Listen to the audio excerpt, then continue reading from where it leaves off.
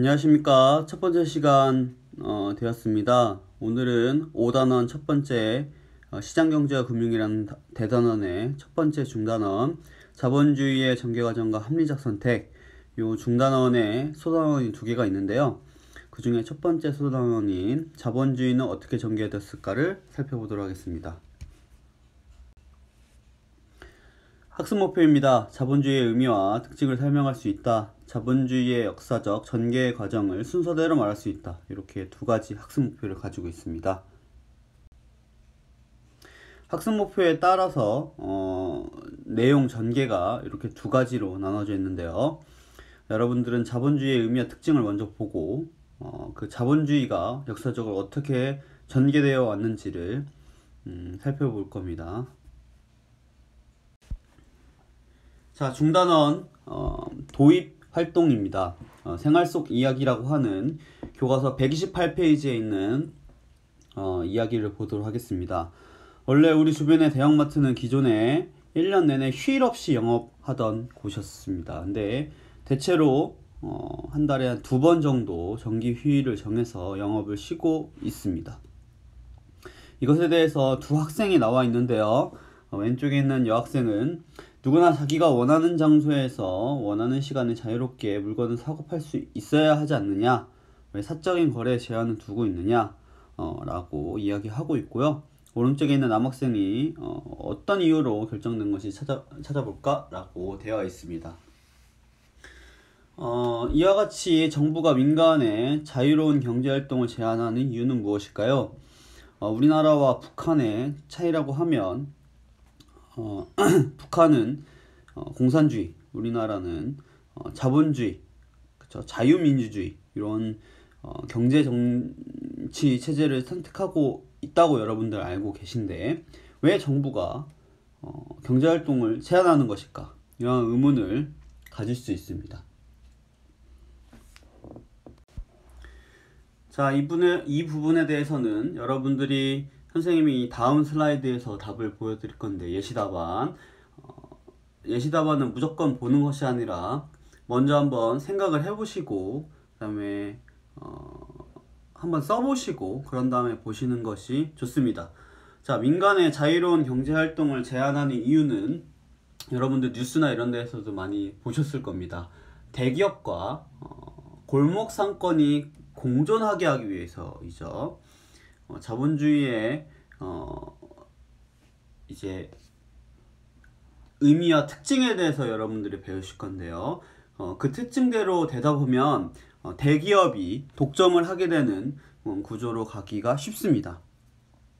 그렇게 되면 물론 좋은 점도 있겠지만 굉장히 많은 단점들도 생기겠죠.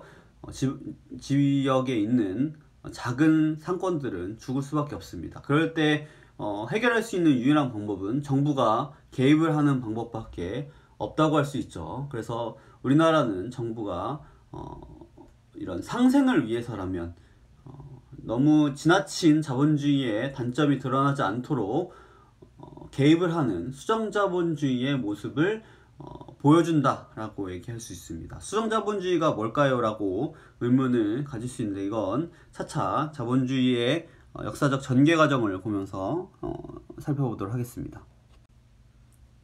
자, 그래서 정부가 대형마트의 자유로운 경제활동을 제한하는 이유는 전통시장과 중소유통업자들을 보호하여 이들의 대규모 점포의 상생발전을 도모하기 위해서다, 이렇게 이해할 수 있고요. 그래서 자본주의라는 것이 역사적으로 또 시대적 상황과 그 국가 상황에 맞춰서 조금씩 변형될 수 있다는 것을 여러분들이 이해하셔야 합니다. 본격적으로 자본주의의 의미와 특징에 대해서 살펴보도록 하겠습니다. 사람들에 따라서 자본주의의 의미는 조금씩 다르게 쓰이기도 합니다. 자본주의라고 하는 이제 명칭 자체도 처음에 좋은 의미로 시작된 것이 아니고요. 자본주의를 굉장히 꼬집는, 그리고 자본주의를 낮잡아 부르는 용어였습니다만 이것이 이것만큼 적절한 용어가 없기 때문에 정식 용어가 되었습니다. 영어로는 캐피탈리즘이라고 하죠. 교과서적인 의미로 보자면 사유재산 제도를 바탕으로 자유로운 경제활동을 보장하는 시장 경제의 운영 원리다라고 이제 볼 수 있습니다. 교과서 129페이지를 보시면 까만색으로 굉장히 중요하게 표시되어 있는 부분이 있죠. 첫 번째는 사유재산 제도고요. 그 다음에 자유로운 경제활동입니다. 네, 이 두 가지가 핵심 단어라고 볼 수 있죠. 교과서 잘 살펴보세요. 미리 읽어보셨어야 하죠. 사유재산 제도가 굉장히 중요한데요. 이 개인이 재산을 가질 수 있도록 하는 제도다라고 오른쪽 날개에 나와 있습니다. 여기에서 얘기하는 재산은 더 넓은 의미로 얘기하자면 여러분들이 흔히 쓰고 나면 없어지는 소비재와 같은 것도 있을 수 있습니다. 그렇지만 여기서 자본주의에서 중요하게 생각하는 사유재산의 재산은요, 자본재입니다. 이거는 다시 생산에 투여될 수 있는 그런 투자가 될 수 있는 그런 재산을 의미하는 겁니다. 그래서 이런 재산을 통해서 이런 재산을 또 생산 수단으로 볼 수 있는데 토지나 공장이나 기계와 같은 것들이죠. 그래서 이것들을 개인이 소유할 수 있고요. 또 개인이 적절하게 관리할 수 있고요. 그리고 자신에게 필요 없다면 처분할 수 있도록 허용하고 그러한 권리들을 법으로 보호하는 것이 사유재산 제도입니다. 어떻게 보면 이것이 우리 공산주의와 크게 다른 점이라고 할 수 있죠. 공산주의라고 했을 때 공산은 공공생산을 의미합니다. 공동생산. 그래서 모든 생산에 관여되는 것은 국가가 관리한다라고 하는 것이 공산주의예요. 그래서 개인이 그러한 자본재들을 소유하고 관리하고 처분할 수 없도록 하는 것이 공산주의죠. 네. 그런 사유재산 제도를 보장해 준다는 것이 이 슬라이드에 나와 있지 않지만 자본주의의 기본적인 특징이라고 할 수 있고 가장 큰 전제라고 볼 수 있습니다. 이 사유재산 제도의 발전은 역사적인 상황으로 봤을 때도, 역사적인 과정으로 봤을 때도 굉장히 중요하죠. 여러분들이 중학교 때 이미 배우고 왔겠지만 선사시대에서 역사시대로 넘어오면서 가장 큰 특징 중에 하나가 바로 이 사유재산 제도의 발생이고 신석기와 청동기를 구분하는 가장 중요한 그런 기준 중에 하나죠. 자, 그러면 이 사유재산 제도를 바탕으로 해서 자유로운 경제활동을 한다는 것, 그걸 보장한다는 것은 어떤 의미냐? 자본주의의 특징에서 살펴보겠습니다. 이 자유로운 경제활동을 하는 이유는 사적 이익을 추구하기 위함입니다. 그러니까 다른 사람을 위한 것이 아니고요, 자신과 자신의 가족 또는 기업으로 치자면 이 기업 자체에 이익을 추구하는 것이 사적 이익의 추구라고 얘기할 수 있습니다. 네. 근데 이러한 사적 이익을 추구하는 과정에서 생각을 해보니 이것이 개인에게만 또는 기업에게만 이익을 주는 것이 아니라 사회 전체의 부도 증가시킨다라고 하는 것이에요. 그러니까 조금 살짝 예를 들어보자면 기업이 이익을 추구하기 위해서 아까 얘기했던 생산수단 중에 하나인 공장이나 기계 같은 것을 늘린다고 봅시다. 그러면 공장을 지으려면 먼저 건축을 해야 되겠죠. 그러면 건축에 관련된 사람들이 또 새로운 일이 생기게 되고요. 그들이 어떻게 보면 어떠한 이익을 얻을 수 있는 기회를 가지게 됩니다. 또 기계를 만든다고 하면 기계를 만드는 사람들, 그 사람들이 일거리를 얻게 된다라고 볼 수 있죠. 그러면 한 기업이 사적 이익을 추구하는 과정에서 다른 기업체나 다른 개인들이 또 다른 이제 생산을 할 수 있는 기회, 즉 그런 수요를 얻을 수 있기 때문에 그 사람들의 부도 늘어나게 되게 되는 기회를 얻게 돼서 사회 전체의 부가 이런 식으로 확대돼서 증가된다라고 보는 것이 사적 이익의 추구입니다. 그러한 사적 이익의 추구 과정에서 자유로운 경쟁을 보장을 해주면 더더욱더 효율적으로 자원을 배분할 수 있다라고 하는 것이 경쟁의 원리입니다. 조금 더 좀 자세히 설명을 드리자면요, 자원이라고 하는 것은 여러분 중학교 사회에서도 배워봤겠지만 한정되어 있습니다. 한정되어 있으니까 자원이겠죠. 우리가 원래는 물이나 공기 같은 것을 구태여 자원이라고 부르지 않습니다. 왜? 무한하게 보장되어 있기 때문에. 그렇죠? 근데 요즘은 미세먼지라든지 수질 오염들과 같은 것 때문에 깨끗한 물과 깨끗한 공기를 자원으로도 취급할 수 있는 시대가 오고 있죠. 어쨌든 요거는 조금 다른 얘기고요. 자원은 한정되어 있습니다. 철을 만드는 철광석도 자원이 될 수 있고, 또는 돈, 우리가 무한정 돈을 갖고 있지 않잖아요. 아무리 국가에서 돈을 찍어낸다고 해도 돈은 한정되어 있습니다. 돈을 어떻게 투자할 것인가, 이런 것도 한정되어 있죠. 근데 자유롭게 경쟁을 하다 보면 조금 더 필요한 사람에게, 조금 더 간절한 사람에게 그 자원들이 배분된다라고 하는 것이에요. 그래서 이런 사적 이익을 추구하는 과정에서 경쟁을 하다 보면 사회 전체 부도 증가하고 자원 배분도 더 효율적으로 이루어지게 되는 겁니다. 이건 조금 있다가 역사적 전개 과정에서 애덤 스미스의 보이지 않는 손이라고 하는 이름으로 얘기가 될 겁니다.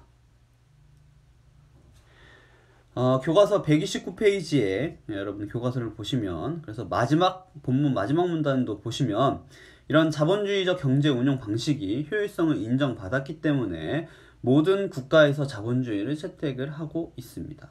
그렇지만 아주 큰 문제서부터 작은 문제들까지 발생했기 때문에 이것을 보완하고 지속적으로 발전해 나가는 과정이 역사적 전개 과정으로 볼 수 있고요. 이런 자본주의의 출발을 우리는 어디서부터 찾을 것이냐?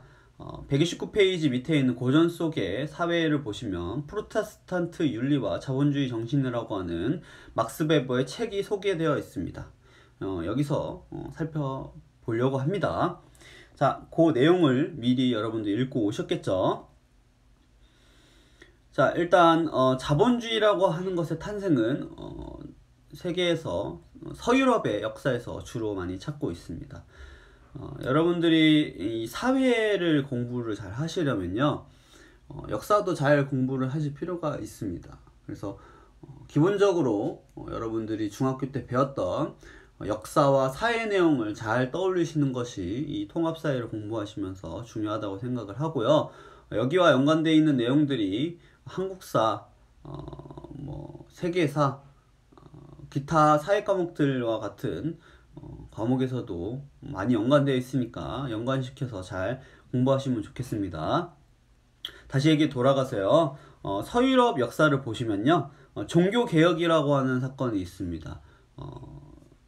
종교개혁을 통해서 원래 기독교, 즉 크리스트교는 로마 가톨릭을 중심으로 한 서유럽에서는요, 하나의 종교로 보고 있었습니다. 물론 이제 동유럽 쪽에 정교회가 있지만 그건 논외로 쉬고요. 근데 이 종교개혁을 통해서 로마 카톨릭, 흔히 역사로는 구교라고 하죠. 거기에서 따로 분리되어 나온 종파들이 개신교, 신교라고 하죠. 그런 종파들이 등장하게 되는데, 대표적인 종파로 루터, 칼뱅 등이 만든 루터교나 이제 장로교로 볼 수 있습니다. 근데 이전까지 서유럽 중세에서는요, 로마 카톨릭에서는 계속 금욕적인 삶을 강조할 수밖에 없었습니다. 왜? 너무 세속적인 삶이 부작용이 많았기 때문이죠, 그때 당시에는. 그런데 근세로 넘어오면서 종교개혁 이후에는 프로테스탄트, 밑에 이제 단어가 나와 있지만 프로테스탄트라고 불리는 이유는 항의자란 뜻이에요. 로마 카톨릭에 대해서 항의했기 때문인데, 이들은 현실을 적극적으로 살아가되 항상 절제하고 금욕하라는 세속적 금욕주의를 강조했습니다. 이게 이전에 있는 로마 카톨릭과의 금욕주의와는 조금 다른 부분이에요. 예를 들면 내용이 나와 있지만 루터 같은 경우에는 직업 정신을 굉장히 강조해서 네가 가진 그 직업을 열심히 수행하는 것은 신에게 부여받은 사명이다 라고 얘기를 합니다. 약간은 아직은 중세에서 벗어나지 못한 모습이라고 볼 수 있어요. 왜냐하면 중세는 전형적으로 직업이 나눠져 있는 직업조 세습하는 그런 사회였거든요. 이제 칼뱅은 그거에 앞서서 구원받을 사람은 미리 정해져 있다는 구원 예정서를 주장하면서 그 구원을 확인하는 방식은 부지런히 일하는 것이라고 이제 강조를 했습니다. 그래서 직업에서의 성공이 구원의 증거다 라고 하는 종교적인 얘기까지 끌고 오니 사람들이 열심히 일을 했겠죠. 그런 세속적 금욕주의와 직업 윤리가 확산되면서 이것이 도덕적이고 윤리적이다 라고 인식을 하였고 자기 직업에 최선을 다하게 되어 개인의 이익 추구가 당연하게 되었고요. 자본이라는 것, 아까 얘기했던 사유재산의 재산 중에 자본제 얘기했었죠. 그런 것이 축적될 수 있다고 주장한 것이 바로 막스 베버입니다. 그러니까 막스 베버라고 하는 사회학자는 이런 프로테스탄트의 윤리들, 직업, 의식, 또 세속적 금욕주의 이런 것이 자본주의 정신과 연결되어서 18세기 중후반에 영국의 산업혁명에 이르기까지 자본주의의 발생의 이제 결과물이라고 볼 수 있죠. 거기까지 연결될 수 있다라고 이렇게 생각을 하는 겁니다. 자, 본격적으로 자본주의 역사적 전개 과정에서 중상주의에 대해서 중상주의부터 얘기를 하도록 하겠습니다. 중상주의를 얘기한 다음에요. 자유, 방임주의, 그리고 수정자본주의를 이어서 뒤에 마지막으로 신자유주의까지 설명하면 내용을 마치는 걸로 생각할 수 있습니다. 자, 중상주의라고 하는 것은 자본주의의 첫 시작이라고 보긴 어렵고요. 자본주의의 배경이 되는 거라고 볼 수 있습니다. 아까 얘기했던 막스 베버의 프로테스탄트 윤리와 자본주의 정신에 대해서 얘기했는데 거기에 등장하는 종교개혁도 16세기에서 17세기에 일어났던 개혁운동입니다. 그와 동시에 국가에선 중상주의라고 하는 것이 등장하는 겁니다. 중상주의를 역시 이해하기 위해서는 서유럽의 역사에 대해서 다시 한번 얘기할 수밖에 없는데요. 이 중상주의는 절대왕정이라고 하는 정치적 체제 하에 있던 경제 체제입니다. 절대왕정은 뭐냐면요. 일단 그 이전에 서유럽에서 가장 강력했던 세력은 그러니까 16세기 이전이죠. 중세의 기사들, 성직자들과 같은 영주들이었습니다. 영주들이 가장 힘이 센 지방 분권적 사회라고 볼 수 있는데요. 이 십자군 전쟁이라든지 종교개혁이라든지 다양한 사건들을 통해서 또는 백년전쟁, 장미전쟁 이러한 같은 다양한 또 사건들을 통해서 영주들과 성직자들의 힘이 굉장히 약해지게 됩니다. 네, 그러면서 자본주의의 사실 핵심은 시민으로 볼 수 있는데요. 시민. 아까 얘기했던 사적의 이익을 추구하며 자유로운 경쟁을 하는 주체들이 바로 시민입니다. 근데 이 시민이 아직 성장하지 않은 상태에서 다시 얘기하면 이제 중세의 기사들과 성직자들 같은 영주들은 이제 몰락하고 있는 상태에서 시민들은 아직 성장하지 못했어요. 그러면 그 사이에 권력을 잡은 사람들이 누구냐면 바로 각국의 서유럽의 왕들입니다. 이 왕들이 주체가 돼서 왕이 절대적인 권력을 휘두르는 시대가 절대왕정 시대인데요. 이 각 국가들은 각자의 서로 상대방의 국가들과 이제 경쟁을 벌이게 됩니다. 그래서 세계사 시간에 여러분들이 자세히 배우겠지만 관료제라든지 상비군이라든지 이러한 체제들을 구축해 나가면서 이제 국력을 신장을 시킵니다. 그러면서 대표적인 이 절대왕정 국가들은 예를 들면 스페인과 포르투갈, 처음에 대항해 시대에 열렸던 두 국가들, 영국, 프랑스, 그리고 뒤이어 등장하는 국가들이 독일이라든지 러시아라든지 이런 국가들이 있습니다. 근데 아까 얘기했던 그런 많은 상비군이라든지 관료제라든지 이런 거를 굴리려면 돈이 필요하거든요. 그래서 이 돈을 모을 수 있는 경제 정책으로 선택한 것이 중상주의입니다. 그래서 상업을 통해서 부를 축적해서 이 부를 이용해서 뭔가를 해나가는 것이 중상주의인데요. 국가적으로 상업을 중요시하면서 보호해야 한다는 경제 사상이 중상주의고요. 이를 통해서 국부를 쌓아야 되는데 여기서 얘기하는 국부, 국가의 부는 귀금속입니다. 금, 은 이런 것들이에요. 그래서 상업을 통해서 이런 걸 확보해 나가면서 국가의 부를 증가시킬 수 있다고 이제 보는 것이 중상주의인데요. 이것을 비판한 사람이 바로 교과서 130페이지 왼쪽에 나와 있는 애덤 스미스입니다. 자, 애덤 스미스는 중상주의를 굉장히 비판을 했습니다. 왜냐하면 대표적인 처음 등장하는 절대왕정 국가가 스페인과 포르투갈인데, 스페인과 포르투갈 같은 국가들이 국가의 부는 증진시켰을지 모르겠지만 그 밑에 있는 백성들은 전혀 부유해지지 않았거든요. 그래서 이러한 상업을 보호하던 정책을 폐지하고 개인의 자유로운 경제활동을 최대한 보장해야만 실제로 나라가 부강해질 수 있다라고 얘기한 사람이 애덤 스미스입니다. 그래서 대표적인 학자, 여기 두 번째 슬라이드에 나와 있죠. 그래서 영국에서부터 처음 그런 산업혁명이 발생하게 되어서 경제의 생산 능력이 급격하게 증가한 것이 바로 애덤 스미스가 주장한 자유방임주의를 선택했기 때문이고, 이 자유방임주의서부터 본격적인 자본주의라고 얘기할 수 있습니다. 자, 애덤 스미스에 대해서 나와 있죠.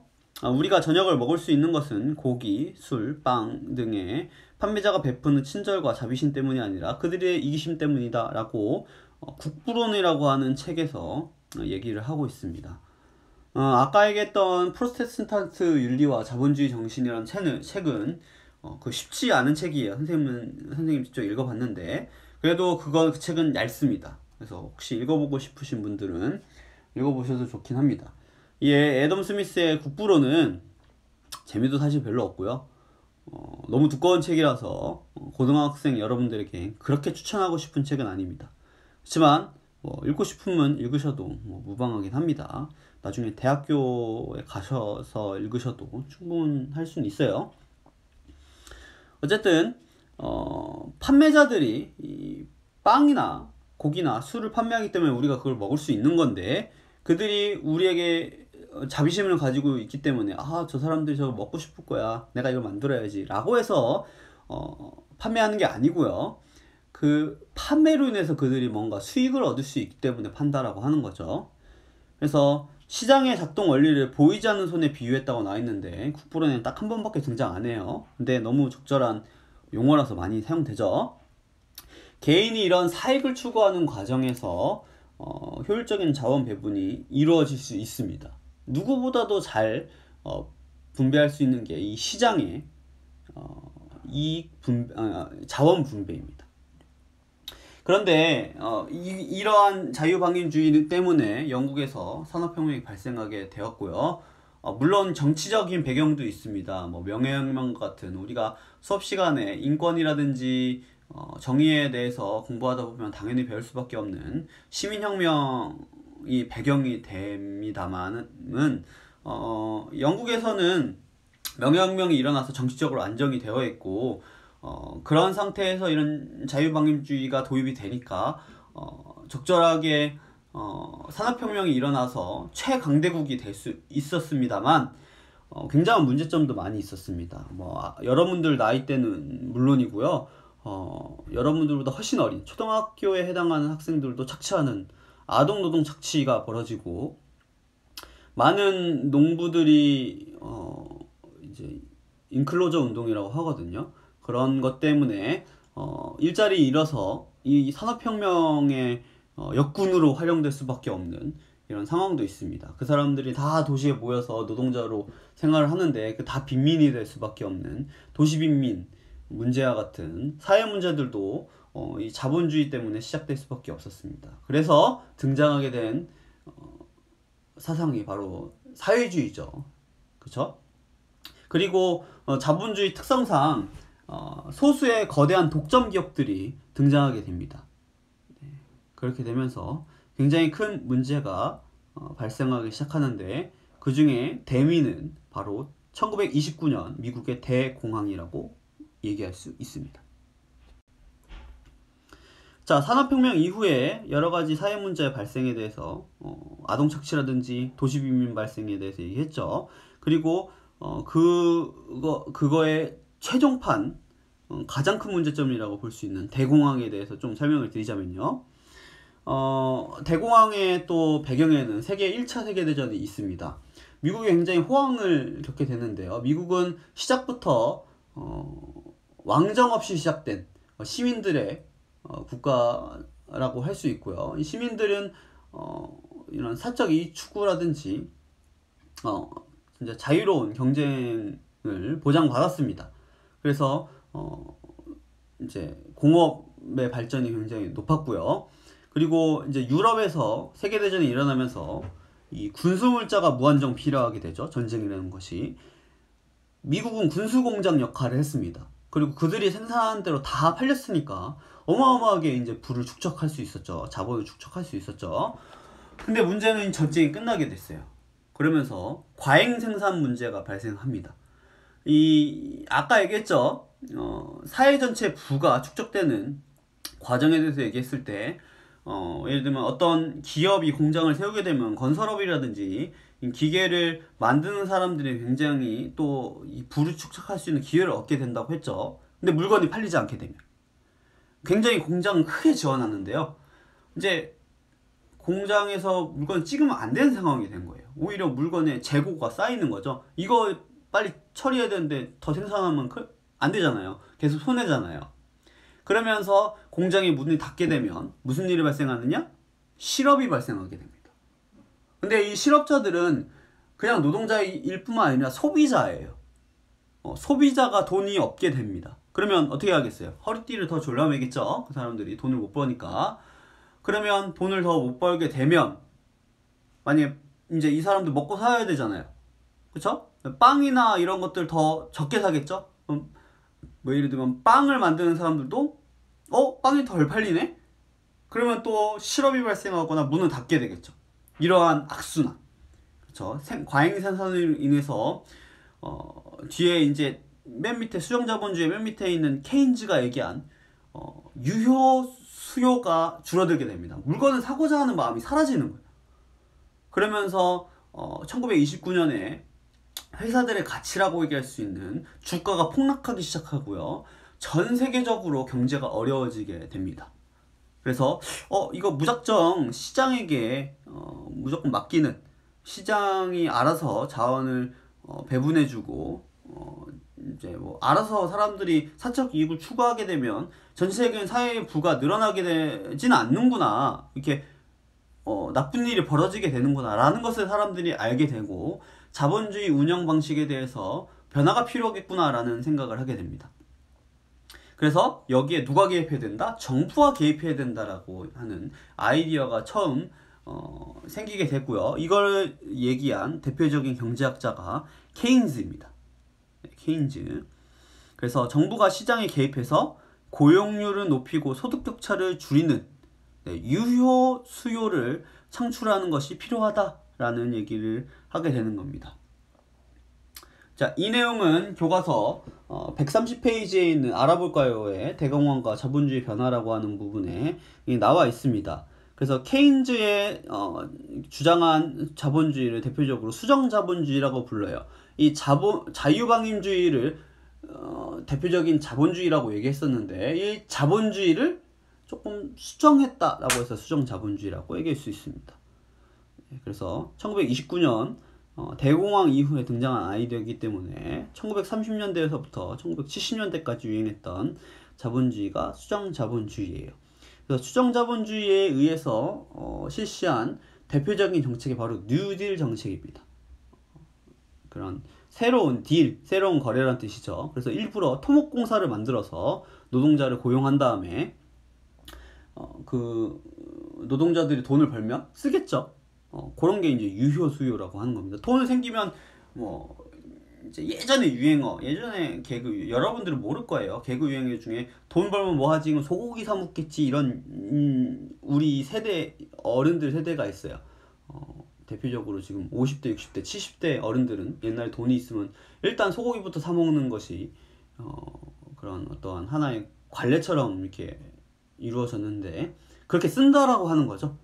네, 쓰면 어쨌든 또 공장들이나 이런 개인이나 기업들이 생산을 또 할 수 있는 이제 여지가 생기게 된다라고 하는 거죠. 그리고 그러면서 동시에 아까 얘기했던 사회 문제들, 아동 착취라든지 도시 빈민이라든지 이런 사회 문제에 대해서도 개입하는 복지 정책과도 연결이 되는 겁니다. 자, 마지막으로 신자유주의를 보도록 하겠습니다. 1970년대에서부터 등장하게 된 이제 자본주의 정책 이제 개념인데요. 수정 자본주의가 무조건 좋으냐? 또 그게 아니라는 것이 배경입니다. 1970년대 서귀파동, 영어로는 오일 쇼크죠. 이것을 계기로 해서 정부가 시장을 조절하기 어렵다는 사실이 다시 강조됩니다. 아까 얘기했지만 가장 효율적으로 자원을 배분해 줄 수 있는 건 시장이에요. 보이지 않는 손이에요. 정부는 아무리 세분화해서 자원을 배분을 하려고 해도 시장만큼 딱 부러지게 자원을 배분할 수 없습니다.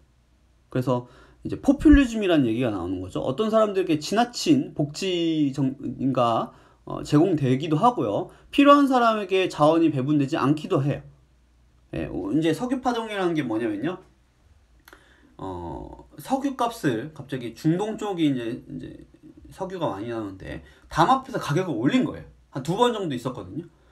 그러면 갑자기 생산 비용이 올라가니까 다른 데서 뭐 이제 줄여야 되거나 이제 대책을 마련해야 되는데 정부에서 그것을 아주 신속하게 대응할 수 없다라는 것을 보게 되는 거죠.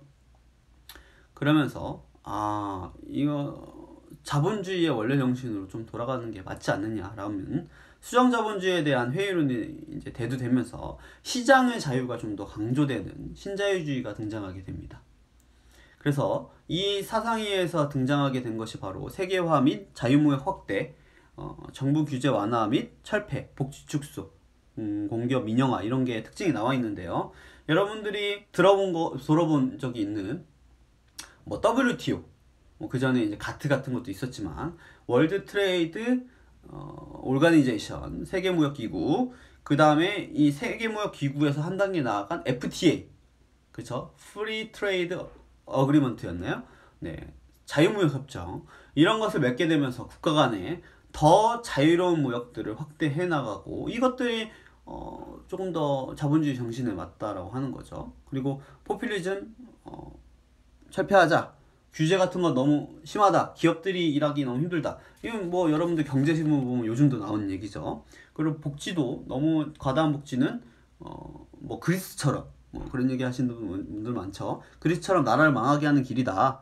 공기업 너무 돈놀이 한다. 이들을 좀 더 경영을 철저하게 할 수 있는 민영화를 해야 된다. 이런 아이디어는 다 신자유주의에서 나오는 얘기입니다. 근데 신자유주의만 있는 것이 아니라 이 수정자본주의와 신자유주의가 어느 정도 공존하고 있는 그런 혼합경제 체제를 대부분의 국가들이 선택을 하고 있습니다. 그래서 뭐라고 할까요? 국가에서 이것을 선택적으로 활용을 하고 있죠. 보통은 수정자본주의를 주장하는 쪽은 진보 계열, 즉 좌파고요. 신자유주의를 주장하는 것은 보통 우파, 보수 계열이라고 볼 수 있습니다. 정치적으로 봤을 때는요. 자, 이렇게 자본주의의 역사적 전개 과정을 살펴봤는데요. 2008년도에 있었던 세계 금융위기, 그 다음에 2000년대 말 월가에 대한 시위, 이 두 가지 자료를 바탕으로 한 생각을 키우는 활동이 131페이지 아래쪽에 나와 있습니다. 여러분들 읽어보시고 먼저 밑에 있는 1번과 2번 답을 한번 써보시기 바랍니다. 꼭 이거 필요합니다. 선생님이 시험에 이런 심화적인 이런 자료에 대한 문제들을 출제를 하니까요. 그냥 한번 쓱 읽고 넘어가시면 곤란합니다. 잠깐 멈추고 여러분들 읽어보시기 바랍니다. 네, 읽어보셨나요? 특히 자료 1에 대해서 좀 설명이 필요할 수 있을 것 같아서 여러분들 먼저 읽어보셨다고는 전제하고 조금 더 설명을 하겠습니다. 이 서브프라임 모기지 상품에 대한 얘기가 나와 있는데요. 이것 때문에 금융이라는 것이 세계금융이 요즘 다 연결되어 있거든요. 이것 때문에 전 세계적인 금융위기가 왔었습니다. 이게 뭐냐면요, 일단 2000년대에 미국의 초저금리 기조라는 것이 나와 있죠. 이건 뭐냐면 이자가 낮은 거예요. 은행 이자가. 은행 이자가 낮으면 장단점이 있는데요. 단점은 우리가 그러니까 저축을 하죠. 저축을 해도 이자가 얼마 안 돼요. 지금 전세적으로 아직도 저금리 기조가 있는데, 여러분들이 은행에 돈 집어넣으면 이자로 돈 번다는 생각 안 하시잖아요. 근데 장점은 대출 이자도 싸요. 비교적. 네, 그런 상태에서 이제 세계적으로 이제 이라크 전쟁이라든지 미국 경제가 상당히 안 좋은 상태라서 이런 저금리 기조를 선택을 했는데, 은행들이 돈을 벌기 위해서 무슨 생각을 했냐면요, 사람들이 자기 집을 갖는 것을 꿈으로 여기잖아요. 그런데 돈이 없어서 이 집을 못 갖는 사람들을 위해서 이런 대출, 주택 대출을 어떤 상품을 만든 거예요. 무슨 상품이냐? 돈이 없어서 대출자 이제 등급이 낮은 그런 사람들 서브 프라임이라고 해요. 제일 높은 등급이 프라임이고 제일 낮은 등급이 서브 프라임인데, 이 서브 프라임인 사람한테도 돈을 대출을 해주는 겁니다. 이제 돈이 없는데 왜 대출을 해줘요? 근데 그 돈의 대출을 받아서 집을 사면 만약에 돈을 못 갚는다, 그러면 그 집을 담보로 한 집을 은행에 가져가면 되는 거예요. 그러니까 사실은 이 없는 돈을 가지고 집을 산 거고 은행 돈으로 그 집을 산 거죠. 근데 이게 성립될 수 있으려면 집값이 올라간다라고 하는 뭔가 그런 이제 전제가 있으면 가능합니다. 집값이 올라가면 은행은 절대 손해를 보지 않는 거잖아요. 빌려준 돈보다 집값이 올라가는 거니까요.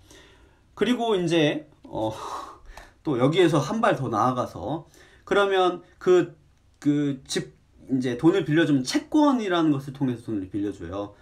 돈을 빌리면 그 돈을 빌렸다는 채권, 그 채권을 또 모아서요, 또 파생 상품을 만들어서 이걸로 또 이제 대출을 해주는 겁니다. 네. 그런 대출. 그러니까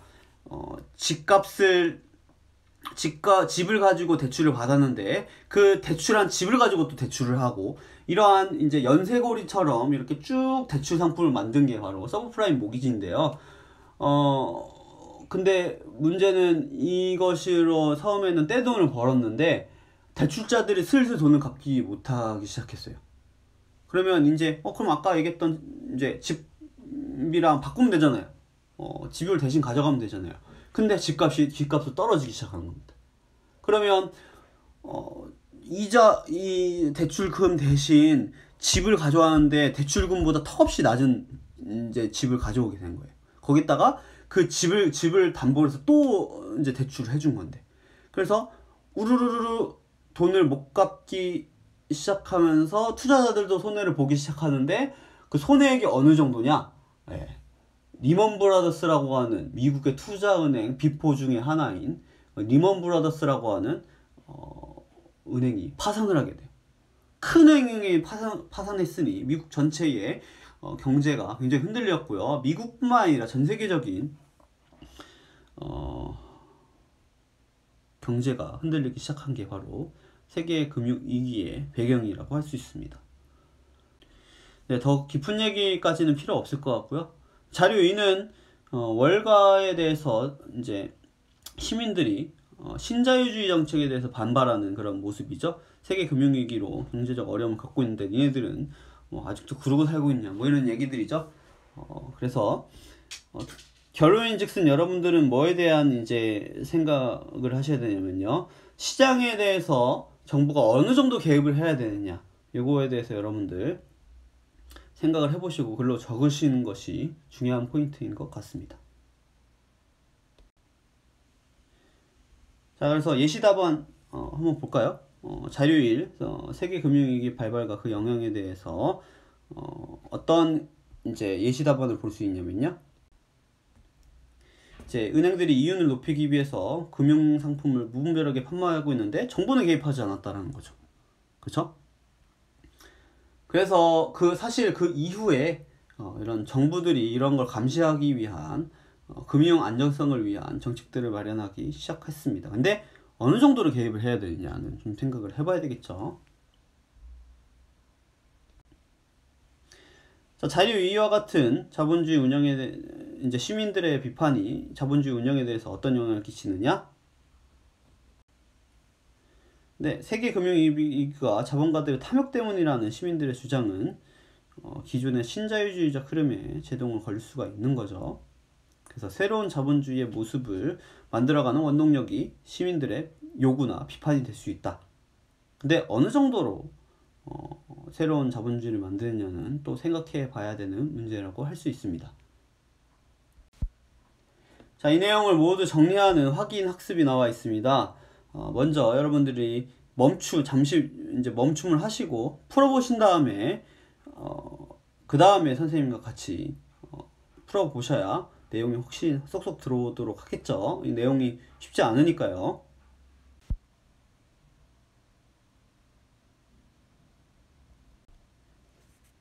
자, 풀어보셨나요? 자, 봅시다. 사유재산 제도를 바탕으로 자유로운 경제활동을 할 수 있는 그걸 보장하는 시장경제의 운영 원리는 자본주의죠. 국가적으로 상업을 중요시하고 보호해야 한다는 경제사상은 중상주의고요. 자본주의 사회에서 국가나 공동체가 재산을 소유하고 운용한다는 틀린 거죠. 이거는 아까 얘기했지만 공산주의입니다. 중상주의는 상업을 통해 물건을 팔아 금을 확보함으로써 국가의 부를 증가시킬 수 있다고 보았죠. 신자유주의는 정부 규제를 강화하고 복지를 늘려야 한다고 주장하는 것은 틀린 거죠. 이 주장은 수정자본주의라고 볼 수 있고요. 그리고 신자유주의는 정부 규제를 최대한 배제하고 사적 이익을 추구하는 사람들의 자유로운 경쟁을 보장해야 된다라고 주장합니다.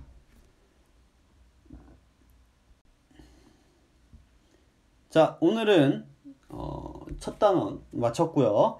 다음 시간에는 합리적 선택의 의미와 한계에 대해서 살펴보도록 하겠습니다. 마지막으로 여러분들이 자본주의 전개 과정을 통해서 자본주의의 특징과 의미에 대해서 다시 한번 복습하시고요. 그리고 우리 지금 현재 경제체제가 과연 어느 정도 신자유주의에 적합한지 또는 수정자본주의에 더 적합한지 한번 생각을 해보시고 어느 정도 이제 혼합을 해야 될지 어느 자본주의 경제체제가 더 높아야 되는지에 대해서 한번 고민해 보았으면 좋겠습니다. 여기까지 하겠습니다.